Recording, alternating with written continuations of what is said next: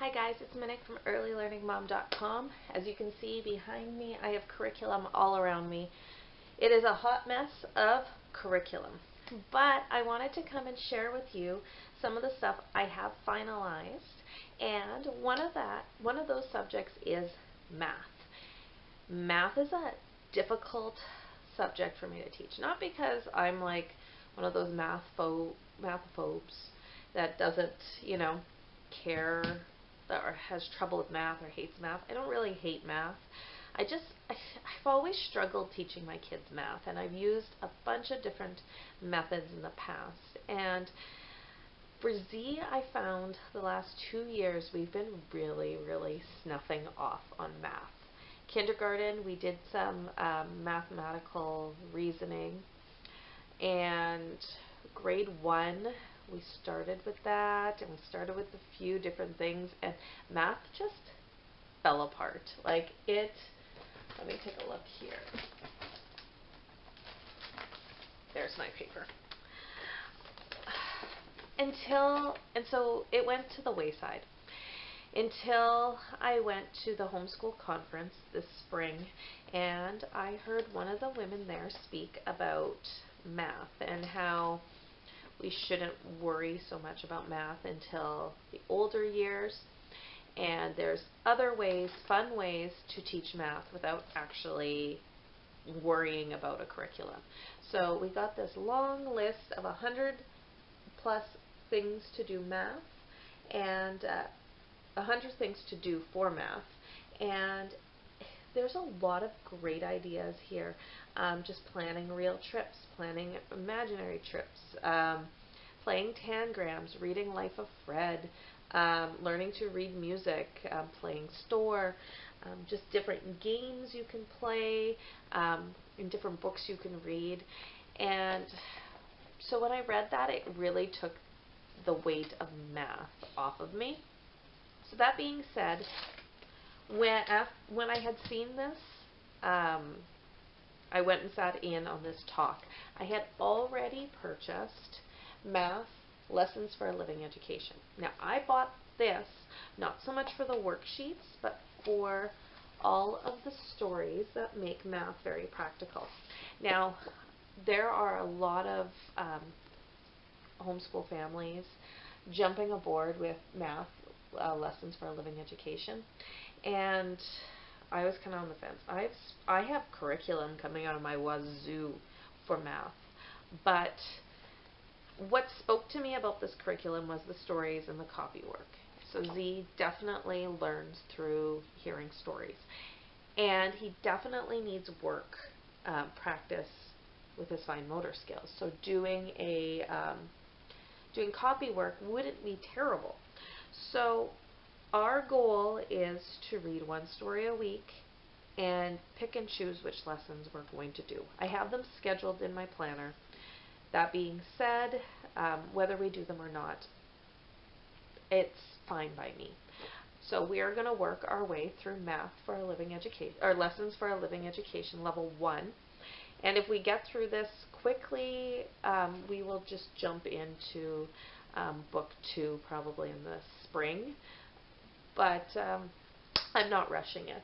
I'm not eager to push forward with math too quickly. I'd rather teach him what he needs to know at a slower pace. Now, we are not just doing Math Lessons for a Living Education. We are also working with DOMAN International, and they provided us with a math program.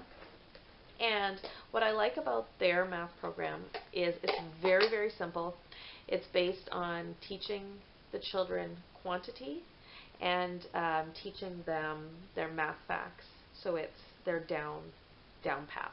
And it's in a way for kids that have special needs so they can learn it quicker and easier. And it's just meant to help them. If you want to learn more about this method, check out the book, How to Teach Your Baby Math by Glenn Doman. And that teaches the entire, the steps to get to this point. We've already done math dots and that. And so now we're just working with, bingo, poker chips. I have 10 poker chips, and I put them out in front of him and show him, this is 2. This is 3. This, obviously I have it laid out nicely, this is 10. And 3 times a day, I show him different quantities, from 1 to 10, just so he can start recognizing. Then, what we're going to start doing shortly is just some math facts flashcards. So, are these, do you like my giant paper clips that I got from the Target dollar spot? I never did a haul video for that. I really should have, but these, I needed them right away. They're giant. Especially with, I run a home daycare, so I have babies around, and I don't like having little paper clips that they can choke on. There's no way they're choking on that. So anyhow, I just have the math problem, and I have the answer on the back. And so we're just going to have him memorize math facts. And now the reason we're doing this as this is our primary. This is, if we had to pick between 2, we only have time to do 1, we're going to do this. I just printed out a little addition table too, so I can just like cross off the ones that he's memorized.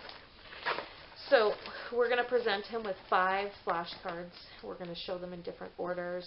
I think 5 times a day, 3 or 5 times a day. I'd have to get my actual program out. And until he memorizes them. And then we switch out the ones that he's memorized for new ones, and we work with that. Basically, the way Spencer explained it to me was the way you hear about Singapore math, and you hear about people in, you know, Japan or Singapore or, you know, in the Asian countries being amazing at math, and the Western world maybe not so much.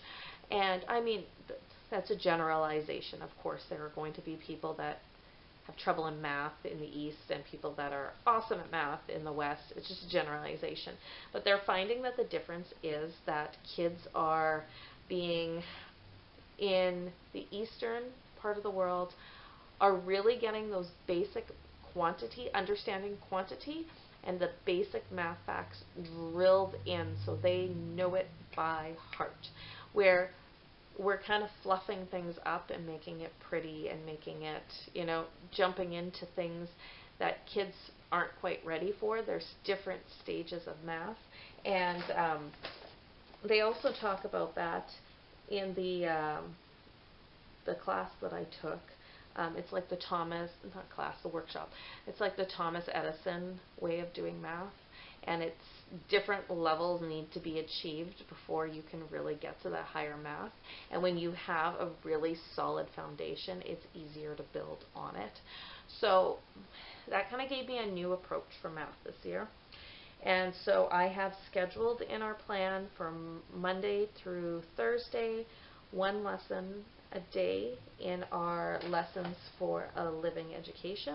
And I also will be doing the DOMAN math program side by side. That's not all, folks. I love reading and I love books on different topics. So we will be reading through some of these math type picture books that I have. So I have Count to 10 with a mouse. And this one might be a little on the young side for Z, but when I was putting away my like preschool, kindergarten books, getting them ready to sell, I felt like he would enjoy this one. So we're going to do that one early on in the school year.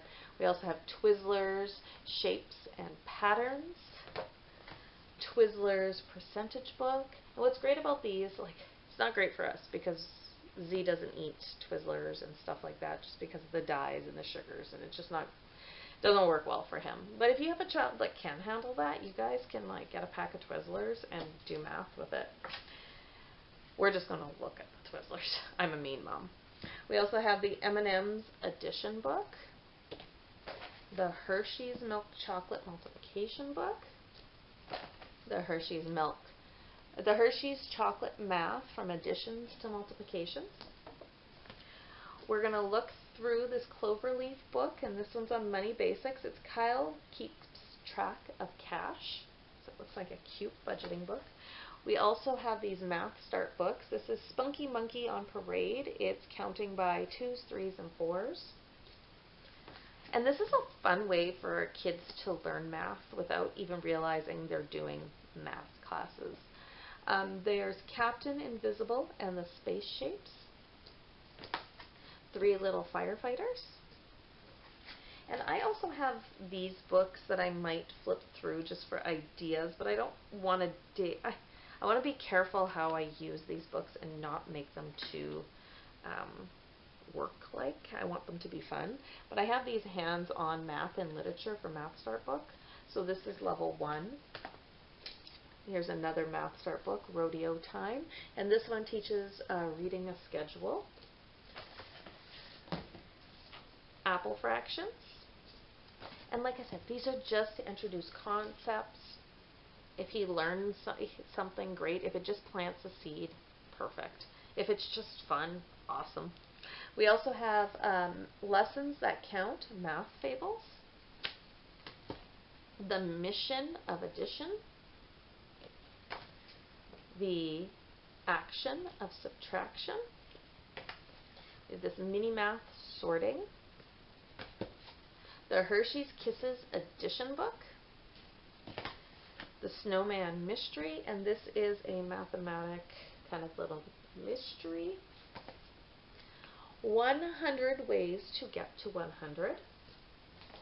And this is another Jump Start book, but it's one of the hardcovers, I believe. Yeah, it's a library withdrawal. Can't believe they withdrawal this one from the library. But anyhow, Jump, Kangaroo, Jump. And this one works on fractions as well. Another book that we'll be flipping through is this Math Magic. It's a childcraft book. So we'll go through and maybe read a story, or if there's an activity that Z wants to do, but we'll probably just read the stories. I'm probably going to skip the activities. Like I said, I don't want it to seem too contrived or too work-related. I also have all of our manipulatives for Lessons for a Living Education. They just need to be cut out, but the tricky part is laminating them and having the laminator out, and if I just need to cut them, it is not so bad. We are also going to use some manipulatives. So like here I have this little, I only pulled out one of the manipulatives. I still have to sort through them, but it's like a little balance beam, and you've got Z loves penguins, and it's these little penguin dudes that you balance, and there's like a little book. If you put penguins here, where do you have to put the penguins on the other side to balance it? So it's just fun, just to play math. This will probably be a Friday thing. I'm probably going to pull out more manipulatives for Fridays, but I haven't gotten that far, and I probably will just do a separate video on that. But anyhow, so that is what we're doing for math for grade 2 for Zakari. He is 7, and he lives with autism and ADHD, so and he has some fine motor skill issues, so we have to, but he's super bright, and he totally gets this math stuff, so we just have to find different ways to teach him, and so that he can show us, and we want to make sure that he's got his foundation down, so we're not running to jump into higher math. We want that foundation to be there, so that way when he's older, the higher level math sticks better and it doesn't just slide off. So thank you for watching. If you found this helpful, be sure to thumbs up. If you're new here, subscribe. If you are a lurker but you're not subscribed yet, please do, because it does help my channel. It helps YouTube recognize that people want to see this content and will recommend it more. So once again, thanks for watching. Check out my blog, earlylearningmom.com, and I'll talk to you guys soon.